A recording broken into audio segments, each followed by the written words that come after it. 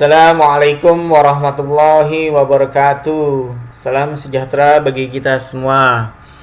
Semoga yang sedang melihat video saya ini dalam keadaan sehat walafiat. Amin amin ya rabbal alamin. Sebelum saya mempresentasikan sebuah tugas pemrogram 3 yaitu aplikasi apotik ini, pertama-tama marilah kita panjatkan puja dan puji syukur kehadirat Allah Subhanahu wa taala yang telah memberikan kita nikmat sehingga pada saat ini dan detik ini kita masih diberikan kehidupan, kenikmatan, serta hal-hal yang lain yang tiada tandingannya.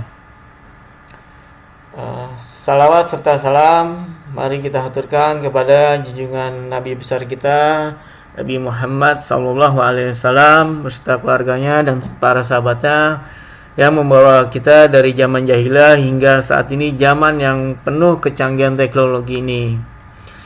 Dan tak lupa juga saya ucapkan terima kasih kepada dosen mata kuliah saya yaitu pemrogram 3 Pak Purwanto yang telah membimbing saya dalam menyelesaikan tugas aplikasi ini.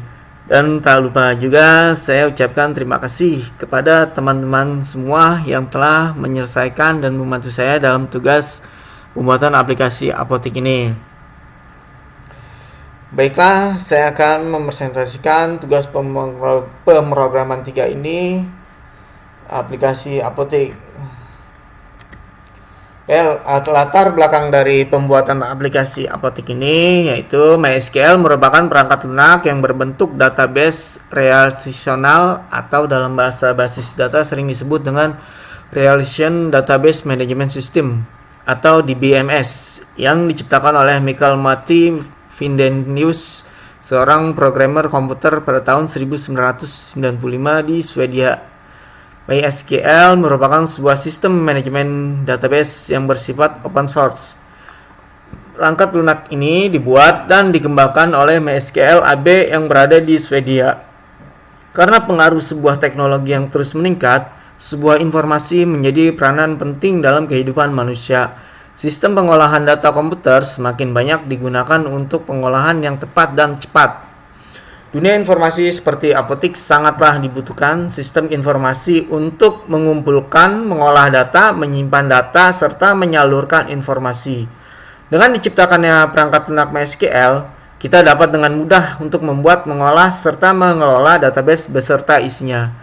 Kita dapat memanfaatkan MySQL untuk menambahkan, mengubah, dan menghapus data yang berada dalam database.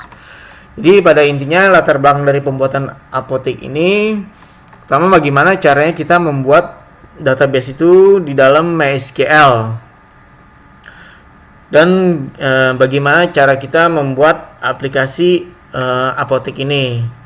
Yang nantinya aplikasi apotik ini kita bisa menambahkan, mengubah, dan menghapus data yang berada di database. Jadi intinya seperti itu.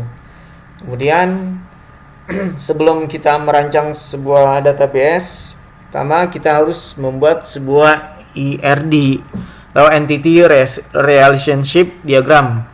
Adalah suatu model untuk menjelaskan hubungan antar data dalam basis data berdasarkan objek-objek dasar data yang mempunyai hubungan antar relasi. Jadi objek-objek ini kita lihat di sini.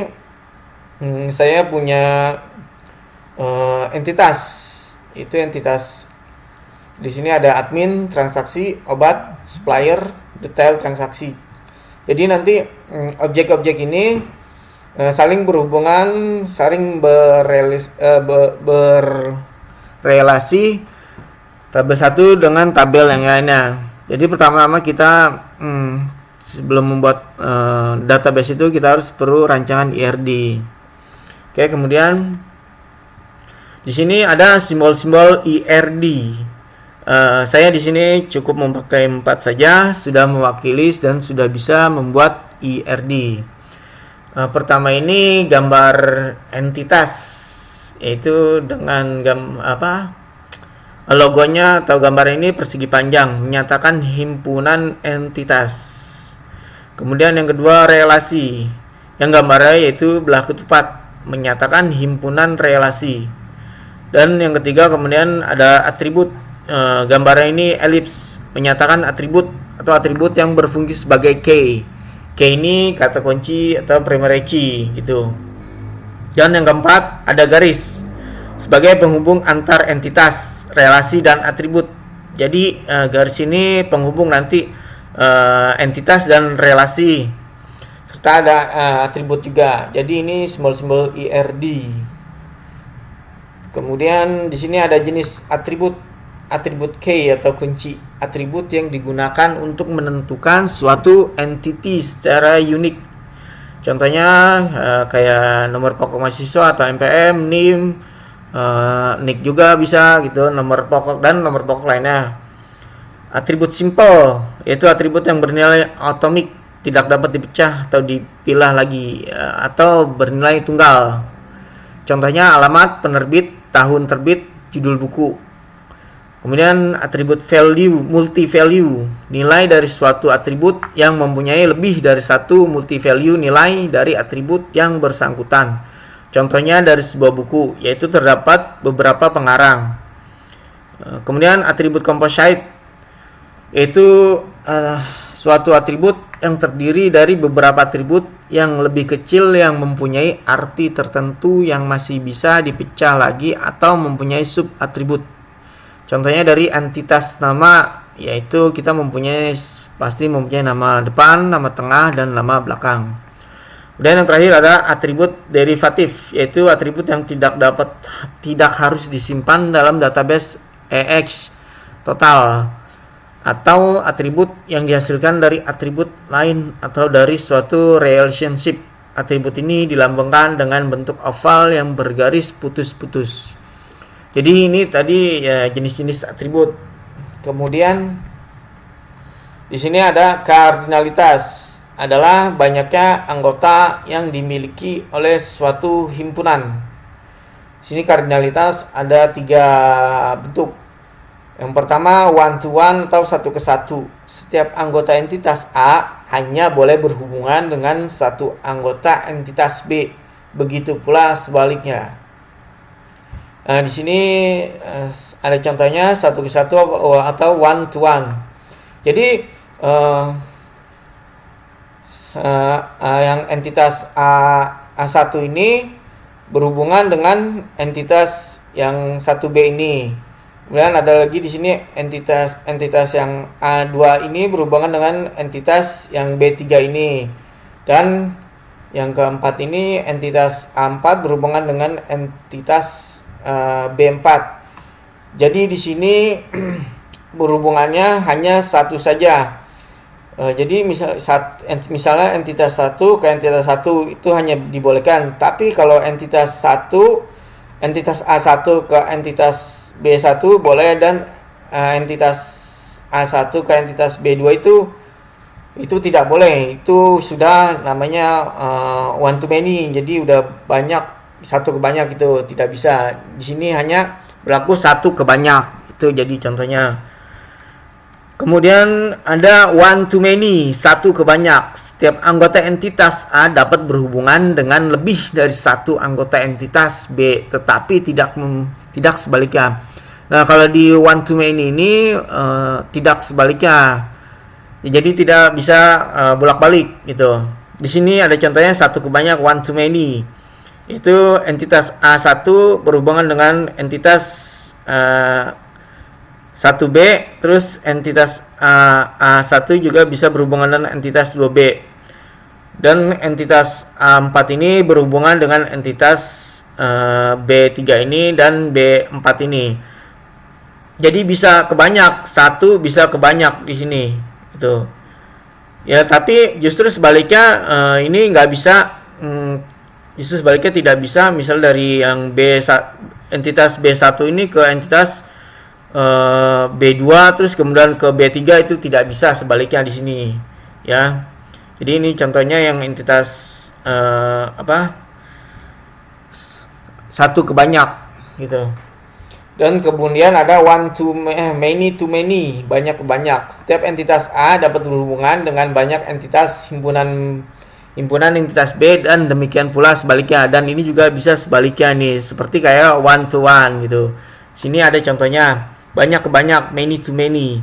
Jadi entitas A1 ini bisa berhubungan dengan entitas B1 ini. Kemudian di sini kita lihat contohnya nih, entitas A3 ini banyak berhubungannya. Ada di entitas 1B, ada di 3B, ada di 4B. Jadi berhubungannya banyak gitu. Dan sebaliknya pula, entitas yang B ini bisa berhubungan ke entitas yang A ini bisa banyak. Gitu. Jadi ini kardinalitasnya. Kemudian bagaimana tahap IRD, Entity Relationship Diagram, pada aplikasi apotik ini yang saya buat. Pertama-tama itu saya akan mengidentifikasikan dan menetapkan entitas yang akan terlibat pengidentifikasiannya ini. Nah, dari entitas ini akan menjadi sebuah table. Jadi di table apotek ini kita mempunyai entitas admin, transaksi, terus kemudian obat, supplier, detail, transaksi. Jadi pertama saya membuat entitasnya ada 5 tabel di sini. Oke, kemudian yang kedua ini saya menentukan sebuah atribut, yang dimana juga kita menentukan sebuah primary key atau key atau kata kunci di sini. Entitas admin ini mempunyai atribut username, password, nama, ID. Di sini primary key-nya atau key-nya ini adalah ID. Kemudian entitas transaksi ini mempunyai atribut tanggal, ID, admin ID, nama pembeli. Di sini primary key-nya ID, foreign key-nya admin ID. Kemudian di sini ada detail transaksi. Entitas detail transaksi ini mempunyai atribut ID, jumlah, transaksi ID, kode obat. Di sini mempunyai primary key-nya itu ID, foreign key-nya transaksi ID, kode obat. Dan kemudian ada entitas obat mempunyai atribut nama obat, supplier ID, harga, foto, stok, kode produsen. Primary key-nya kode, foreign key-nya supplier ID.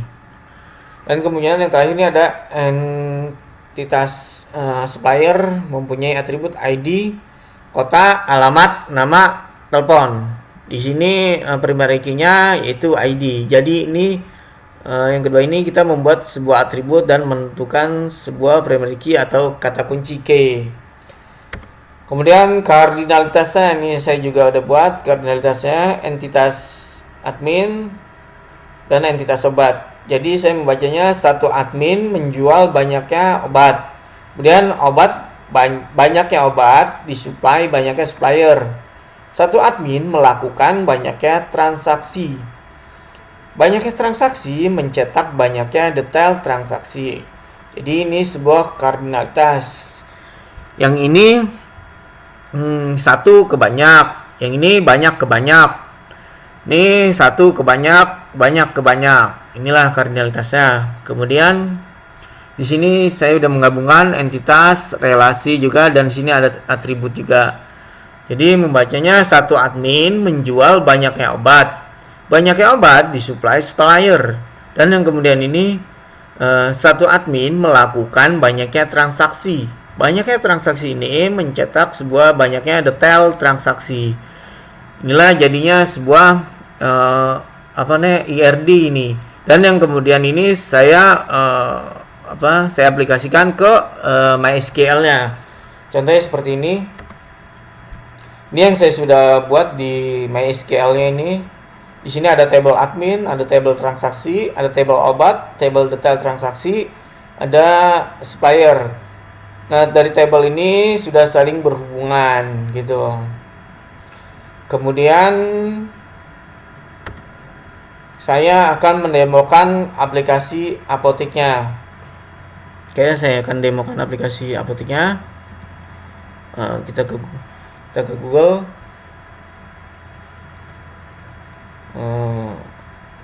Kita pertama menyalakan SAM-nya dulu. SAM PP kita nyalakan. Ini kita start. Oke, kemudian saya akan ketikkan localhost. Nah, ini kebetulan saya udah ada apotik. Nah, ini pertama halaman login tampilannya seperti ini. Nah, kita masukkan username-nya saya. Kemudian kata sandinya 1 2 3. Kita login. Nah, setelah berhasil login, kita akan disuguhkan sebuah tampilan dashboard ini. Di dashboard ini ada nama saya sini, dan kemudian ada dashboardnya lagi, jumlah obat, jumlah admin, jumlah supplier. Dan menunya ini ada obat, data obat tambah obat, terus data supplier, data admin, transaksi, data transaksi tambah transaksi. Oke, kita langsung saja kita coba dari mulai data obat ini kita coba tambahkan. Misalnya kode obatnya Siladex. Nah, kita pilih supplier ini. Misalnya ini PT Metro Pilar Groups, kemudian nama obatnya apa? Nama obatnya Siladex.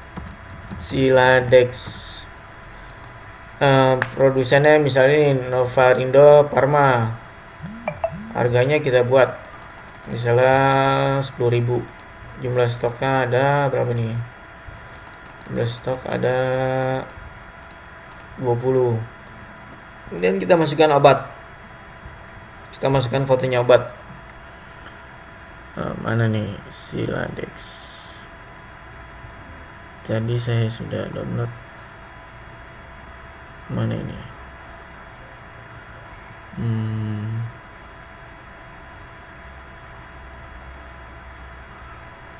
Mana? Oh, di mana? Oh, tidak ada fotonya. Siladex, kita ini aja searching coba. Siladex. Nah, ini kita coba ini kita save, bisa tidak? Save image. Jadi picture, coba kita cari di sini. Ya, kita save. Nah, Siladex, misalnya kita sama. Oke, kita save. Oke, kita coba lagi. Just di picture. Nah, ini ada, kita coba submit. Oke, data berhasil ditambah. Kita lihat coba di data obat. Nah, kita refresh. Nah, ini sudah ada data obatnya. Kemudian coba kita edit di sini. Sini bisa kita edit. Misalnya ini kode obat Siladex, tambah obat misalnya obat batuk.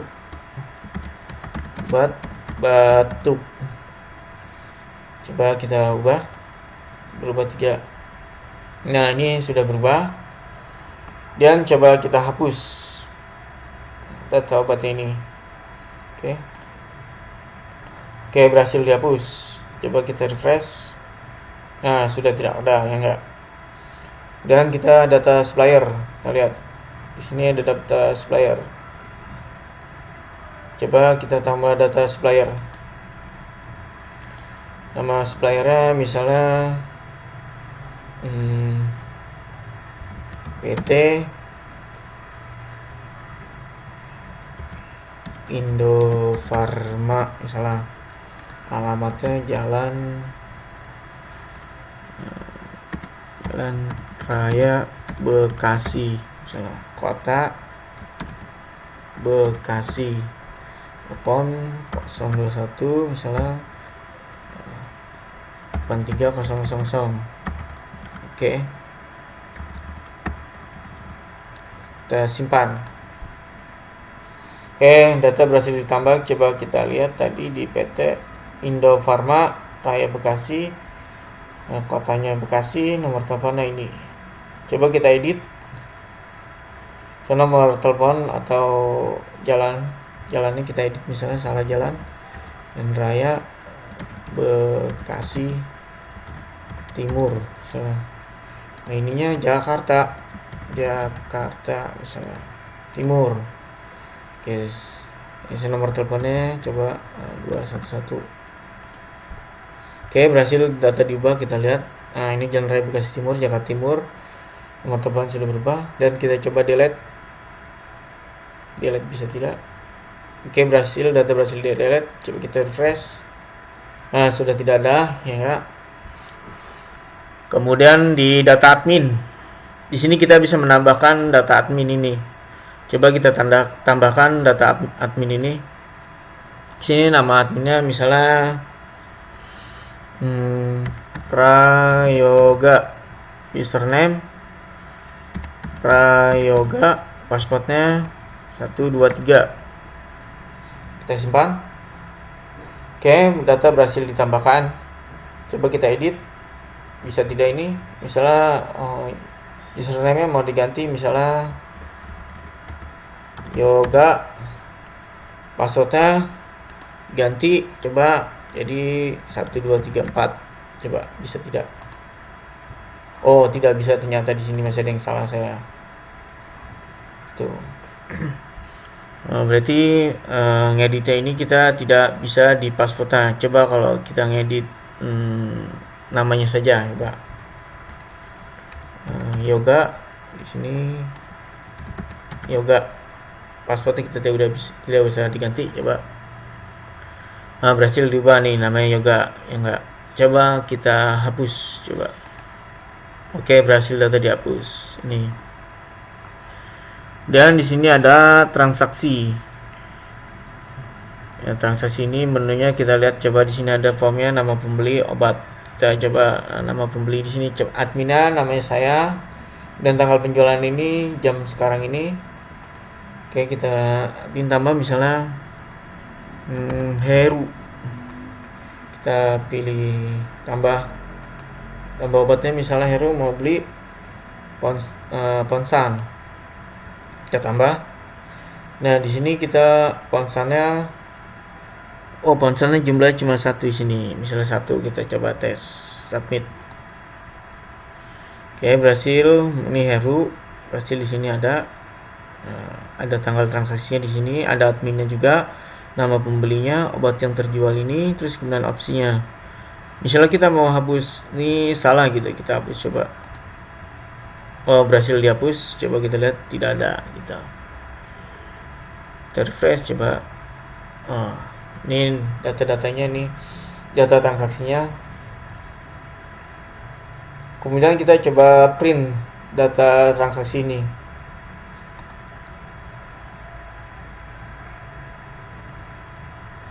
Oke, berhasil di print. Kita lihat ini, coba di sini kita lihat berhasil. Oke. Sekarang yang terakhir, kita akan logout dari aplikasi ini. Coba kita lihat ke dashboard. Nah ini jumlah obatnya sudah bertambah, suppliernya juga sudah bertambah 7 ya enggak. Oke, sekarang kita logout. Nah di sini ada pemberitahuan atau pop-up itu pilih tombol logout jika Anda ingin menyelesaikan sesi ini. Kita coba logout. Oke, berhasil di logout.